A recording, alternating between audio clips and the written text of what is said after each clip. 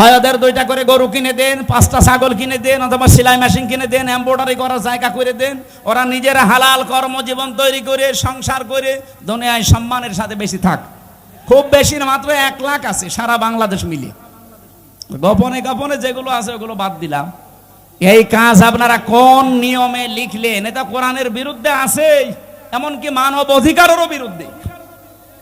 যারা এই যে রাজবাড়ী গোয়ালন্দ ঘাটে যারা কাজ করছে, যশোরে কাজ করছে, নারায়ণগঞ্জে কাজ করছে, এই মানুষগুলো যারা যায় এখানে, এরা কি মানে নিয়ম নীতি মেনে যায়?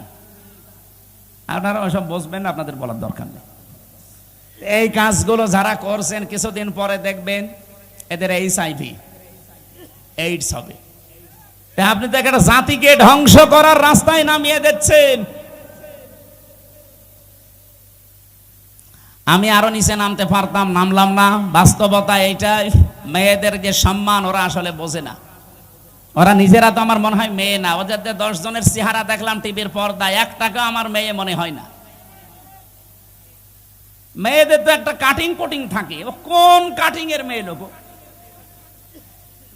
এখানে যারা পুরুষ মানুষ আছে, আমার মনে হয় আমি আওয়াজ দিলাম যে পুরুষ যারা পুরুষ প্যান্ডেলে আসেন, মহিলা যারা মহিলা প্যান্ডেলে যান। আর যারা যে বিড়ি খেয়ে বেড়াচ্ছে, ওরা কি?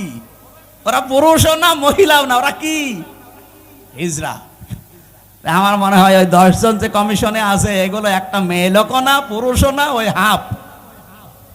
এই জন্য উল্টা পাল্টা রিপোর্ট দিয়েছে।